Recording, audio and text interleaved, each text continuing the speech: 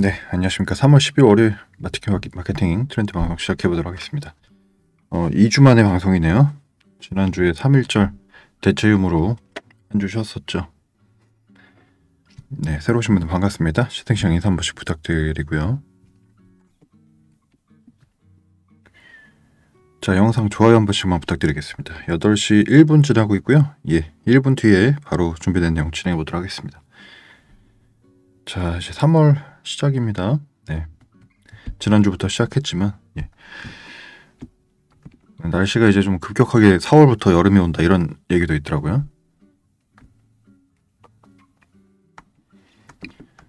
자, 또 오늘 준비된 소식들이 굉장히 많은데 하나씩 살펴보도록 하겠습니다. 지난주에도 이제 댓글을 많이 달아주셨는데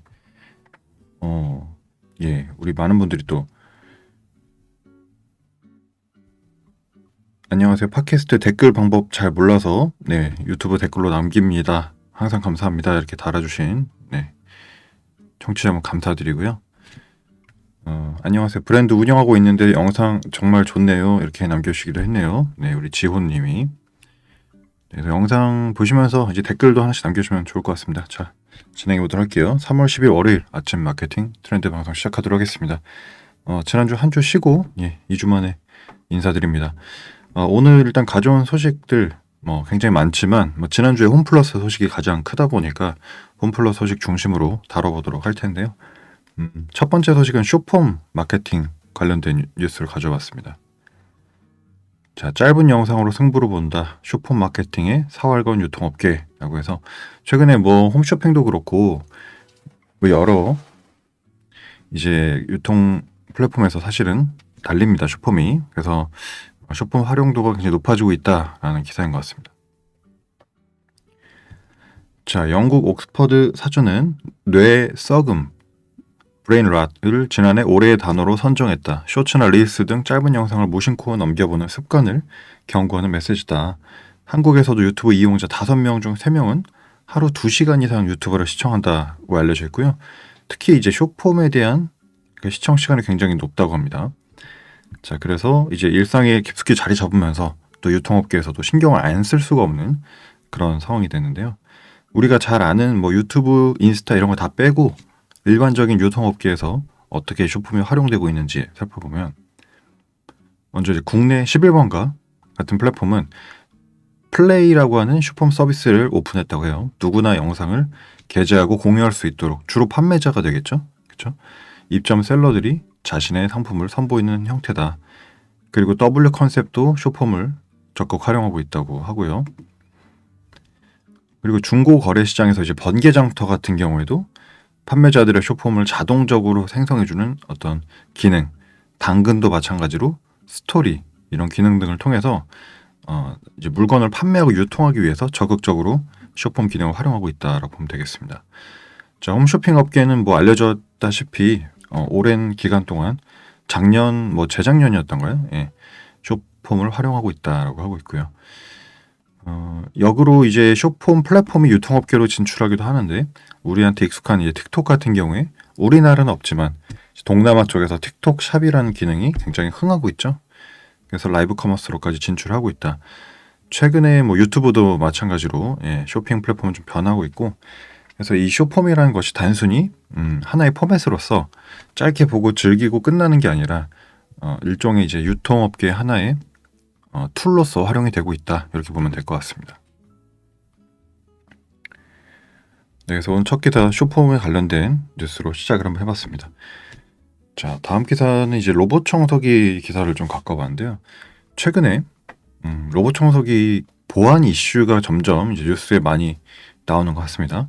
아무래도 이제 중국 제품들이 워낙 한국에 많이 들어오다 보니까 더 불안함이 이제 많이 증폭이 되지 않았나 생각이 되는데요. 보도록 하겠습니다.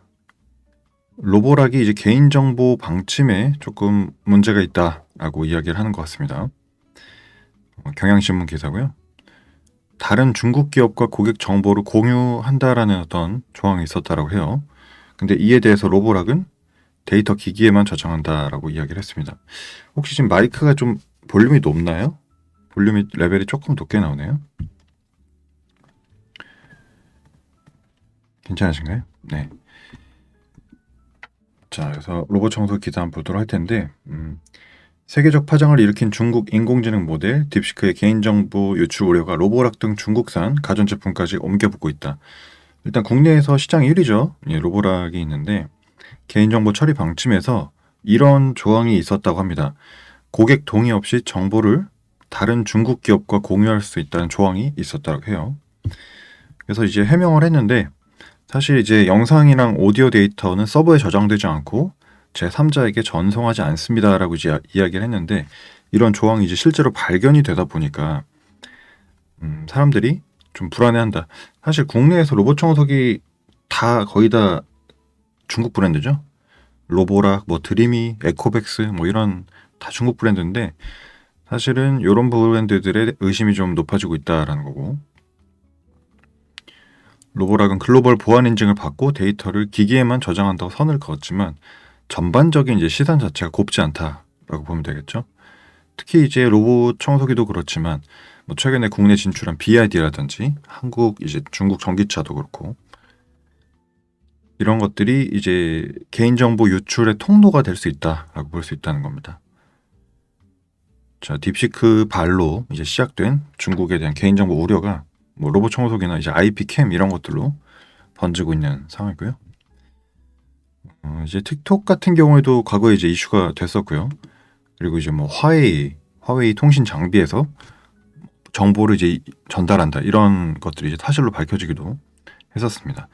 자, 그리고 이제 올해랑 작년부터 계속 중국 제품이 들어오다 보니까 이런 이제 중국 보안 이슈에 대한 부분은 계속해서 불안이 좀 커지지 않을까 생각이 되기도 하는 것 같습니다. 자, 3월 10일 월요일 아침 기사 한번 보고 있습니다. 자, 2주 만에 또 인사드리고요. 자, 세 번째 기사는 제가 SNS 스레드 기사로 갖고 왔습니다. 요즘 뭐 스레드가 인기인 것 같아요. 네, 저도 이제 스레드 자주 하는데 글도 올리고 있으니까 뭐 스레드 하신 분들 저한테 한번 구독해 주셔도 좋을 것 같습니다. 500만 명 사용자가 지금 거의 목전에 둔 상황이라고 합니다. 지금 그래서 스레드가 눈앞에 두고 있는 게 그 일론 머스크의 X 거의 다 이제 왔고 그다음 페이스북도 800만이라고 하니까 조금만 지나면 올해 뭐 상반기 지나면 이제 페이스북 거의 다 따라잡겠죠. 그만큼 굉장히 폭발적인 인기를 누리고 있다라고 볼 수가 있겠는데 자, 500만 사용자 목전에 둔 스레드 SNS 판도 바꿀까 1년 만에 사용자 300만 명 급증했다라고 이제 나옵니다. 자, 메타의 텍스트 기반 소셜 네트워크 서비스 스레드의 성장세가 가파르다. 복잡한 절차 없이 그때마다 생각나는 감정들을 적을 수 있어 숍 콘텐츠의 매력을 느끼는 MZ세대 중심으로 인기를 끌고 있다고 하고 있는데 서울경제 기사 같이 보도록 하겠습니다. 자, 지난달 기준으로 MAU라고 하는 월간 활성 이용자 수가 498만 명, 역대 이제 최대를 갱신했고 1월 달하고 비교했을 때 18만 명이 늘어났다고 합니다. 자, 그래서 작년하고 이제 비교를 해보면 작년 이맘때쯤 2월에는 얼마였을까요? 184만 명밖에 안 됐다고 합니다. 그런데 작년 여름에 300만 명 돌파, 그리고 10월에 400만 돌파, 그리고 현재 2025년 3월에 500만까지 올라왔다는 겁니다. 평균 사용 시간은 약 118분으로 1년 전에 비해서 4배 정도 증가했다고 합니다. 굉장하죠. 양적 성장과 질적 성장 둘 다 이뤄낸 현재 스레드의 상황입니다. 자, 이 스레드라는 그 뜻은 실, 우리가 바늘과 실이라는 뜻을 가지고 있다고 해요. 그래서 실이 계속 이어지는 것처럼 다양한 사용자들이 만나서 연결되길 바란다라는 의미가 담겨져 있다고 합니다. 일단은 론칭된 지가 작년이 아니죠. 23년도 재작년 7월에 트위터의 대항마로 출발을 해서 현재 이제 한 1년 반 정도 된 거죠. 처음엔 그렇게 인기가 많이 없었지만 사실 점점 사람들이 젊은 층 중심으로 유입되기 시작하더니 짧게 자신의 생각을 공유하는 그런 장으로 활용이 되고 있고요. 현재 지금 일론 머스크의 X가 673만 명 정도 된다고 합니다. 한 달에. 그래서 이제 거의 다 따라잡았는데 시간 문제다라는 분석이 나오는 것 같고요. 그리고 이제 최근에 이제 블로그라든지 이런 그 사용 수요도 스레드가 흡수를 하다 보니까 SNS 전반에 이제 영향을 미치는 거 아니냐 이렇게 판단이 되는 것 같습니다. 제가 스레드 하시는 분들 많은데 한번 들어가서 이것저것 무슨 글 올라오는지 한번 보시고 이용해 보신 것도 굉장히 도움이 될 것 같습니다. 3월 10일 월요일 기사 함께 하고 있습니다. 물 좀 마시고 이어가도록 하겠습니다.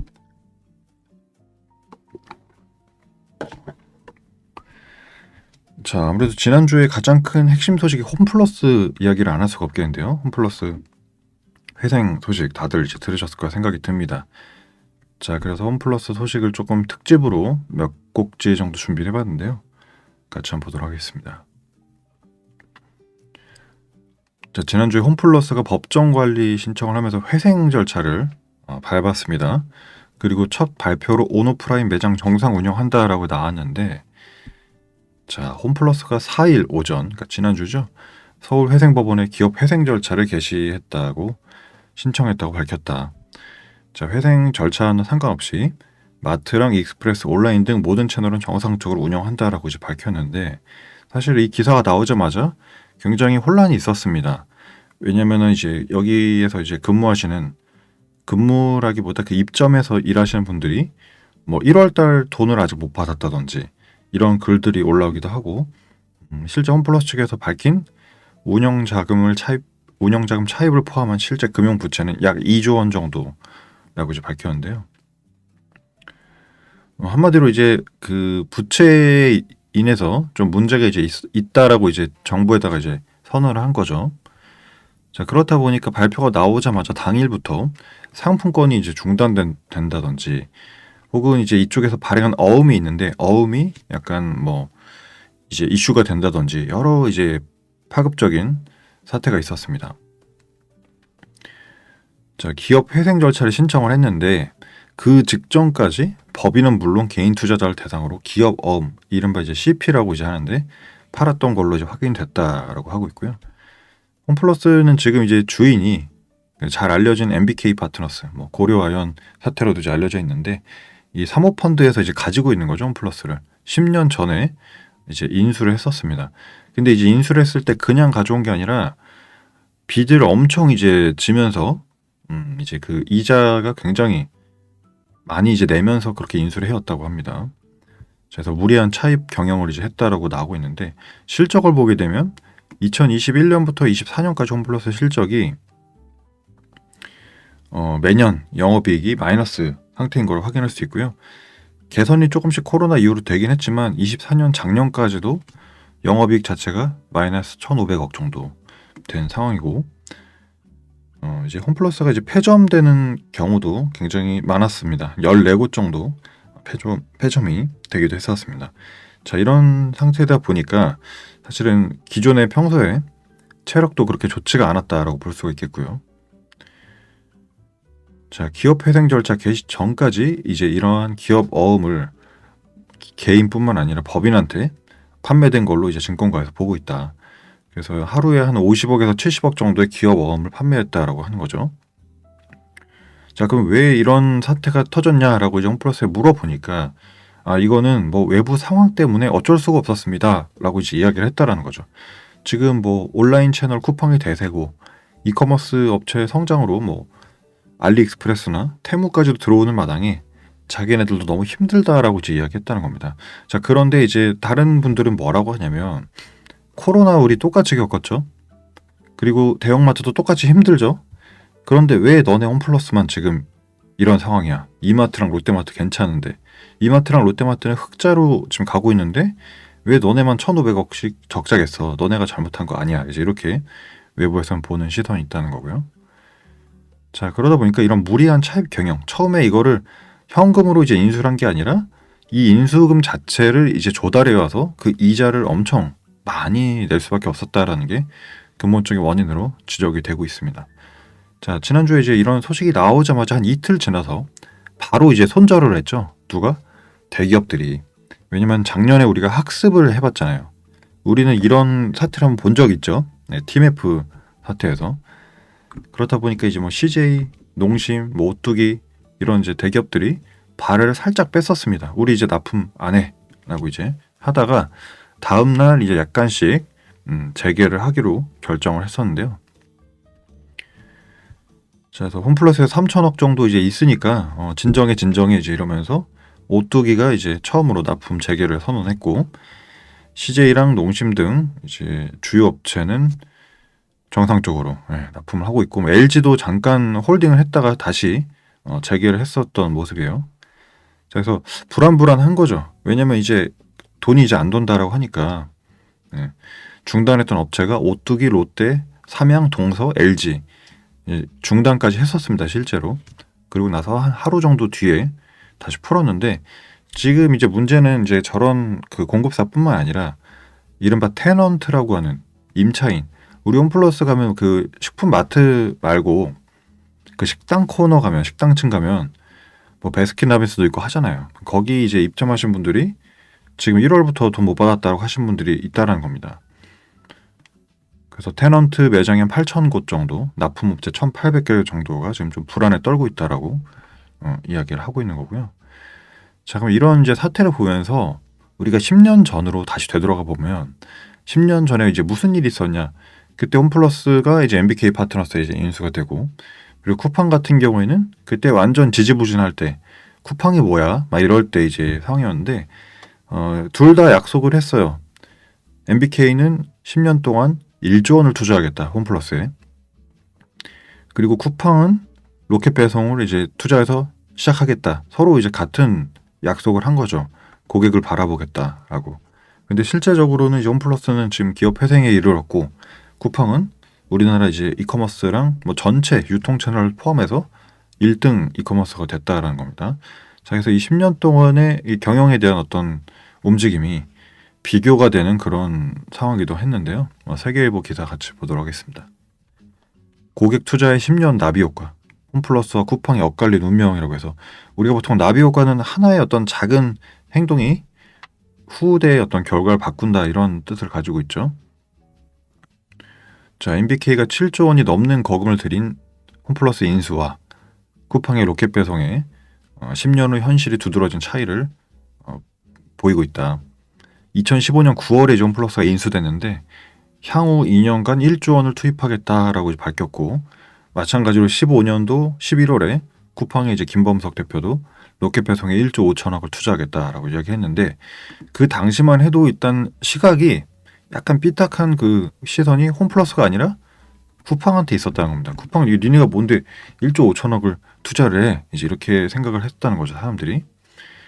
자, 그런데 그 당시에 쿠팡이 홈플러스 연 매출의 13% 정도밖에 안 됐다 그래요. 그러니까 10분의 1짜리 기업이었는데 투자를 받아서 점점 이제 매출이 고속 성장을 했었고요. 반면에 이제 홈플러스 같은 경우에는 해가 갈수록 계속 이제 성장을 못하는 그런 모습을 보였다는 거죠.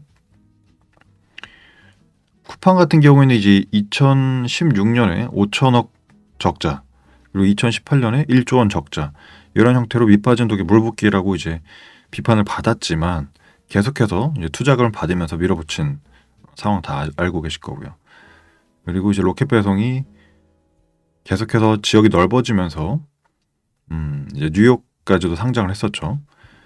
근데 이제 홈플러스는 실제 그 투자 약속이 이행이 되지 않고 그 1조 원 투자 자체가 부동산으로 좀 변질돼서, 왜냐면 마트에서 내는 수익보다 마트 부지를 팔아가지고 부동산 수익이 더 큰 거예요. 그러다 보니까 2016년도에 이제 5개 점포를 매각을 했고 부동산 유동화의 본격 시동화를 걸었다는 겁니다. 자, 그래서 자산 매각 대금이 현재 봤을 때 한 4조 원 정도, 140개 점포를 126개로 이제 줄였고 더 이제 감소할 가능성이 있다고 합니다. 더 팔아야겠죠. 돈이 없으니까. 자, 홈플러스는 기존 점포로도 충분히 온라인 시장에서 승산이 있을 거라 생각했지만 아니었죠. 변화에 안이하게 대처하면서 투자의 골든타임을 놓치고 온라인 시장 핑계를 계속 대고 있는 거죠. 온라인 때문이야 라고.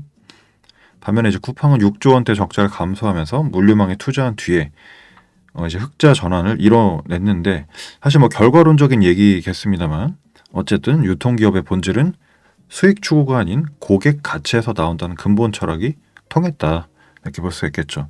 근데 쿠팡도 사실은 뭐 투자금이 있어서 버틴 거지, 투자금 없으면 어떻게 될지 모릅니다, 사실.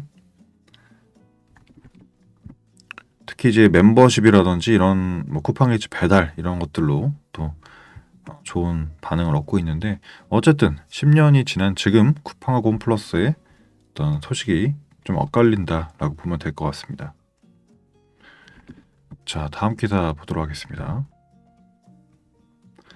자, 이런 와중에 이제 이마트에서 뭐라 그랬냐면, 우리들은 조금 더 매장을 늘릴 거야 라고 이제 정영진 회장이 발표를 했더라고요.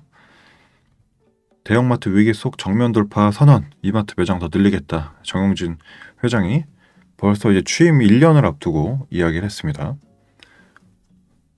자, 정영진 신세계 회장이 이마트 매장을 더 늘리겠다고 선언했다.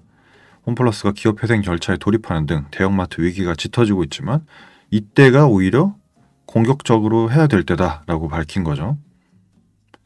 그래서 업계 1위 계열사는 경쟁사와 격차를 더 넓히고, 업계 1위가 아닌 계열사는 성장을 위한 발판을 마련하겠다 투트랙 전략을 밝혔는데, 경기가 안 좋고 혼란스러울수록 본업 경쟁력을 강화해야 된다. 그래서 이마트를 올해 3곳을 오픈하면서 트레이더스 포함해서 158개로 운영하겠다라고 밝혔고요. 그리고 이제 스타벅스 같은 경우에는 올 한 해에만 100개 정도 매장을 신규 출점한다라고 이야기를 하고 있습니다. 자, 그래서 이런 형태로 조금 더 이마트 쪽에서는 공격적으로 치고 나가겠다라고 포부를 밝히기도 했습니다. 자, 이러한 것들이 이제 모두 온라인 이커머스가 성장하면서 또 힘들어진 것도 뭐 사실이죠. 예. 그렇다 보니까 사실 이제 온라인에서 가장 핵심이 되는 그 배송 문제를, 로켓 배송을 따라잡기 위해서 당일 배송을 다 따라가고 있는 현재 상황인데요. 2025년에는 이제 주 7일 배송 그리고 당일 배송이 거의 표준이 될 것 같습니다. 자, 경향신문 기사인데 로켓 따라잡아라 당일 배송 사활 거는 이커머스 업계라는 기사 보도록 할 텐데요. 국내 이커머스 업체들이 로켓 배송을 앞세운 쿠팡에 맞서 배송 경쟁력 강화에 팔을 걷어붙였다. 이길 배송은 물론 당일 배송에도 힘을 쏟으며 차별화를 꾀하는 모습이다. 그래서 네이버가 일단 먼저 네이버 도착 보장 이름이 바뀌었습니다. 네이버 배송으로. 그리고 이 네이버 배송 안에 오늘 배송, 내일 배송, 희망일 배송 3가지 이제 유형이 있고요. 특히 주력하는 서비스는 오늘 배송이다. 오전 11시까지 주문하면 당일 도착을 보장한다. 여러분들 출근하시면서 지금 주문하면 오늘 이따가 퇴근하시고 받을 수 있는 거예요. 서울을 포함한 수도권으로 한정된 오늘 배송 서비스를 올해 안에 지방까지 확대한다. 네이버, 그 다음에 신세계도 일단은 이마트도 당일 배송하고 있고, 뭐 지정일 배송도 가능하고요. 그 다음 지마켓은 지난달부터 주 7일 배송이 진행이 됐는데, 스타 배송 마크가 붙은 상품을 주문하면 다음날 일요일도 배송해준다. 지마켓도. 그리고 11번가도 슈팅 배송이란 게 있는데 토요일이나 일요일 오전 11시에 주문하면 당일 배송해준다. 이제는 그러니까 주말에 배송을 뭐 안 한다? 이 주 5일 배송? 이런 거 자체가 이제 개념이 망가진 거죠. 근데 이게 뭐 좋은 건지 나쁜 건지 모르겠습니다. 이제 택배기사님들 워낙 고생도 하고, 또 대한통운이 작년에 이제 주 7일 배송하면서 이제 뭐 동의를 없이 뭐 회사에서 일방적으로 했다. 이런 얘기 나오다 보니까 굉장히 힘들겠죠. 근데 일단 시장 상황이 일단 이렇게 가는 거를 이제 어떡합니까? 그래서 당일 배송 트렌드로 흘러가고 있다 이렇게 보면 될 것 같습니다. 자, 3월 10일 월요일 방송 함께 하고 있고요. 새로 오신 분들 반갑습니다. 네, 채팅창 인사 한 번씩 부탁드리고, 영상 보신 분들 좋아요 한 번씩만 꼭 좀 부탁드리겠습니다. 자, 다음 기사 보도록 할 텐데, 네이버에서 여러분 쇼핑 앱 나오는 거 아시나요? 네, 이번 주에 그 네이버 쇼핑 앱이 따로 떨어져 나옵니다. 자, 그래서 네이버 쇼핑 앱이 출시가 되면서 쿠팡하고 이제 본격적인 경쟁을 한다라고 이제 하는데, 자, 초개인화 쇼핑 앱이 12일 날 출시가 된다. AI 커머스 시대 연다. 12일이 언제죠? 수요일 날. 자, 한 해 쇼핑 거래액 50조 원을 돌파한 네이버가 이커머스 전쟁에서 생존하기 위해 인공지능 기반의 단독 쇼핑 앱을 12일 선보인다. 쿠팡의 질주와 알리, 테무 등 중국 기업의 추격에 대응하기 위한 거다. 그래서 이제 기본적인 그 골자는 AI 기반의 초개인화 쇼핑 경험을 제공할게요. 개인 구매 이력 패턴 파악해서 고객이 관심 가지는 제품 이런 것들을 우리가 추천해 줄게요 라는 부분이고요. 뭐 일반적인 쇼핑 앱 전략하고 크게 다르진 않습니다. 무신사나 뭐 더블클릭에 마찬가지로 개인이 이제 취향에 맞는 제품 추천해 주듯이 AI를 기반으로 쇼핑 앱을 선보이겠다는 거고, 일단 앱이 있으면 뭐가 좋을까요? 쿠팡도 우리가 뭐 인터넷 웹사이트로 구매하기도 하지만 웬만하면 앱으로 구매를 하죠. 일단 접근성 자체가 높고 또 리텐션이라고 우리가 하는 재방문 재구매가 유리하고, 그렇죠? 그리고 제품에 대한 어떤 검색 기록이 남아있다 보니까 좀 더 고객이 원하는 제품을 추천해 줄 수 있다는 장점이 있겠죠. 자, 그래서 어쨌든 앱을 출시를 하는데, 사실은 저는 이제 예전부터 계속 꾸준히 얘기를 해왔던 게 뭐 양날의 칼이다라고 얘기를 했었습니다. 왜냐면 네이버 쇼핑 앱이 떨어져 나간다? 그럼 사람들이 쇼핑 앱을 많이 사용할 거예요. 그러면 기존의 네이버 앱 그리고 네이버닷컴 이런 트래픽 자체는 굉장히 빠질 거고, 컨텐츠라든지 이런 부분에 대한 수요도 사실은 쇼핑 앱에서 거기다 머물다 보니까 다른 네이버가 가지고 있는 서비스와 연계성에서 봤을 때는 오히려 좀 손해이지 않을까. 하지만 돈이 이제 네이버 쇼핑에서 나오다 보니까 사실 조금 더 집중을 하는 전략이라고 보면 되겠죠.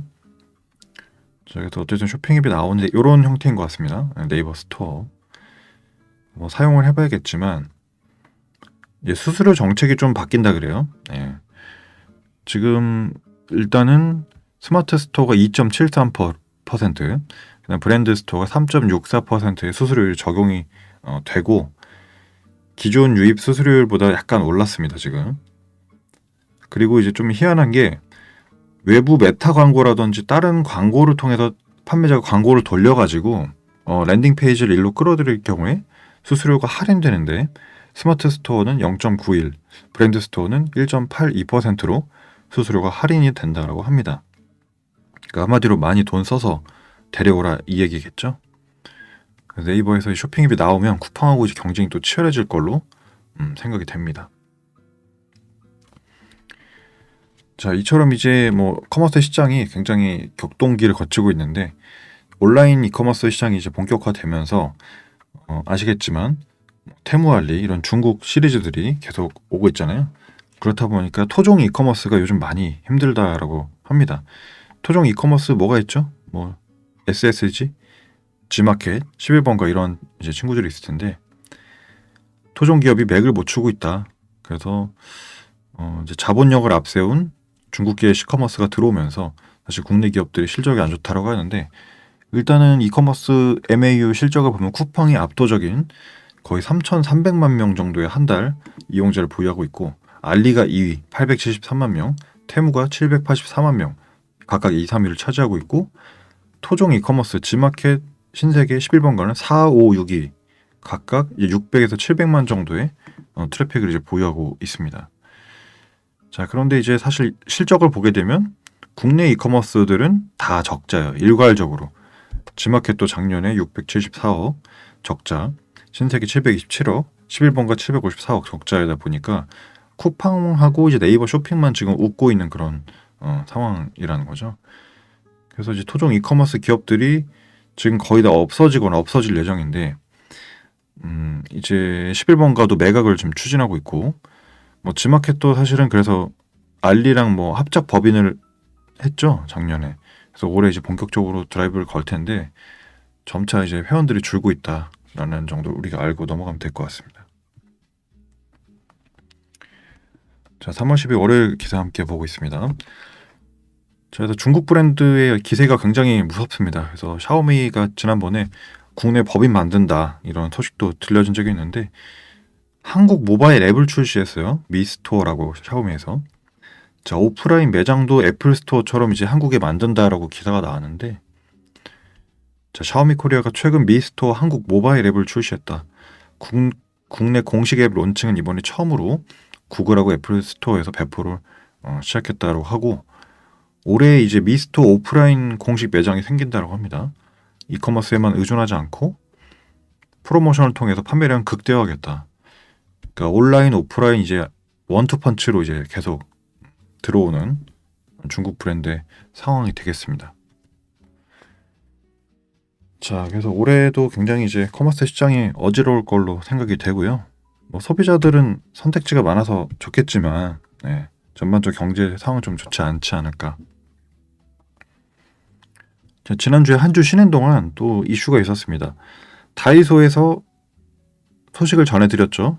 저가 영양제 판매한다고 전해드렸는데, 소식이 전해드린 뒤 5일 만에 약사회에서 반발이 있어서 이제 일양약품에서 철수를 했죠. 그래서 원래 일양약품, 뭐 종근당, 대웅제약 이런 이제 제약사들이 들어왔는데 일양약품이 철수를 했고, 그 다음에 이제 종근당이나 이런 브랜드들은 아직은 조금 관망하는 그런 상황이라고 볼 수 있겠습니다.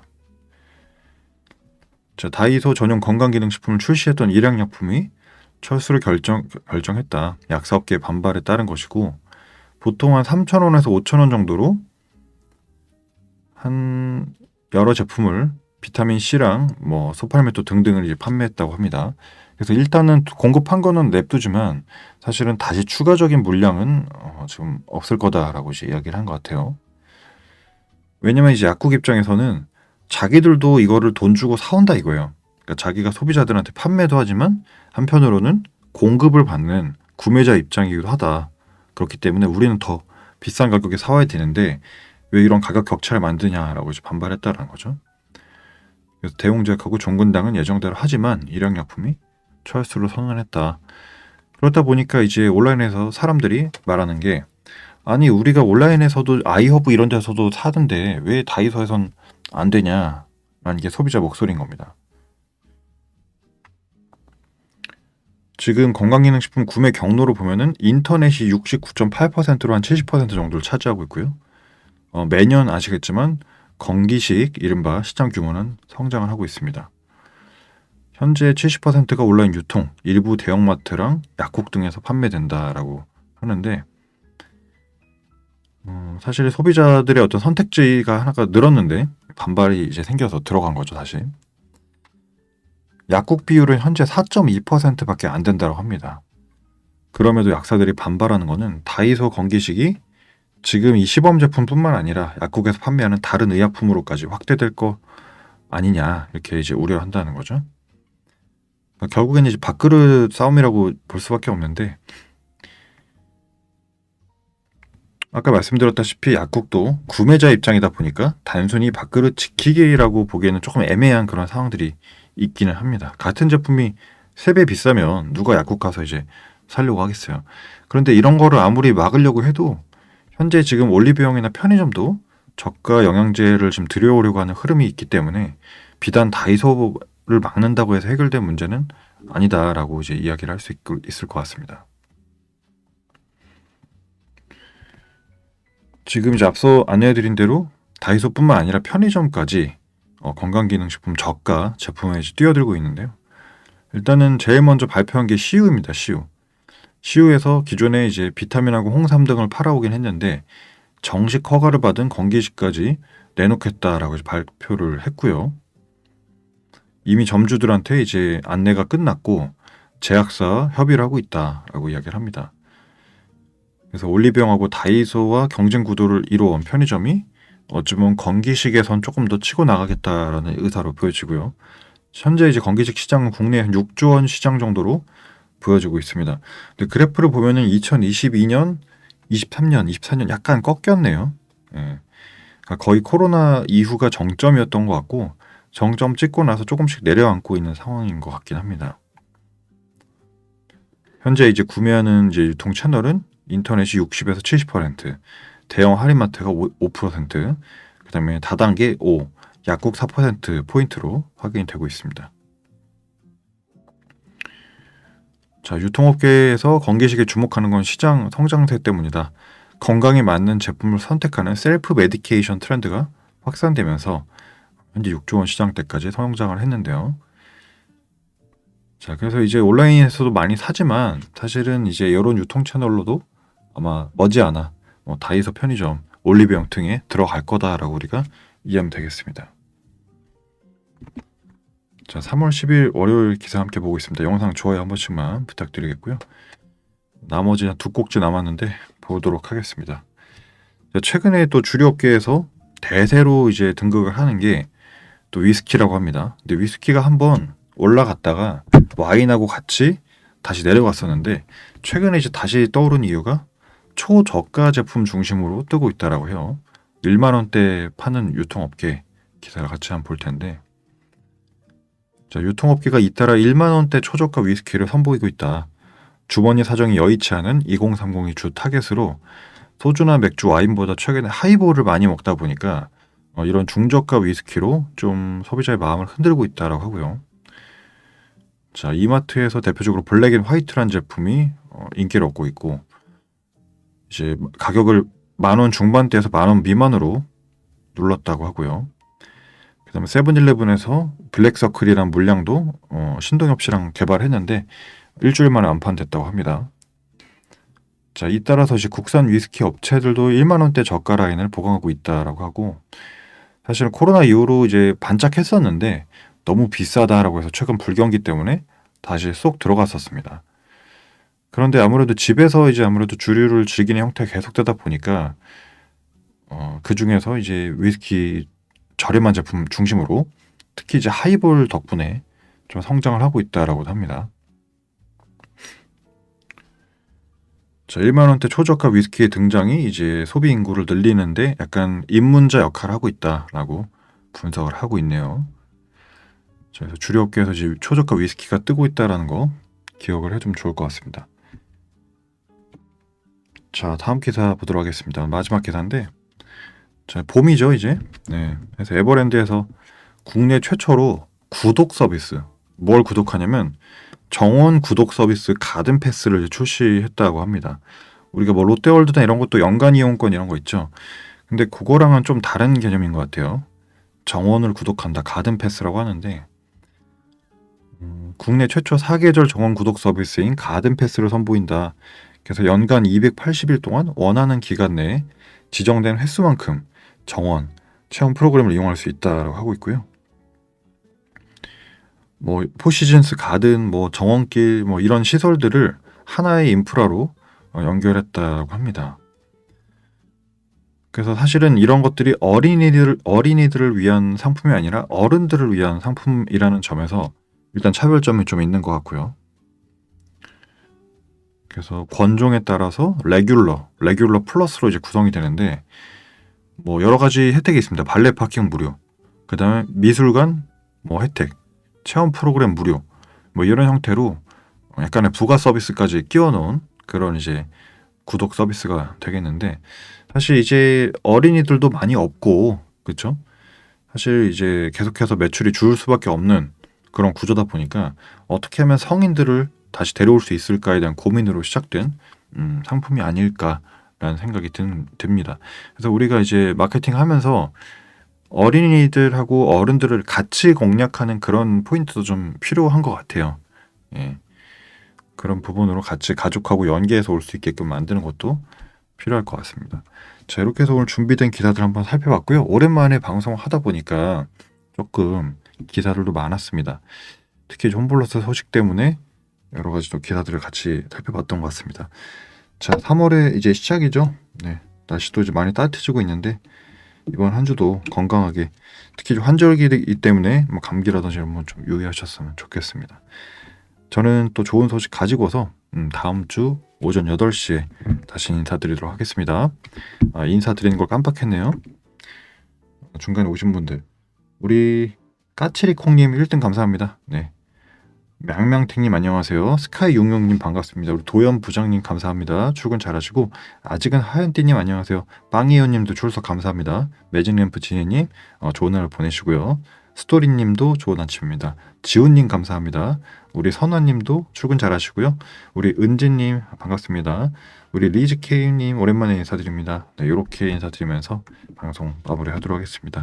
전 다음 주 월요일 오전 8시에 다시 인사드리도록 하겠습니다. 여러분 고맙습니다.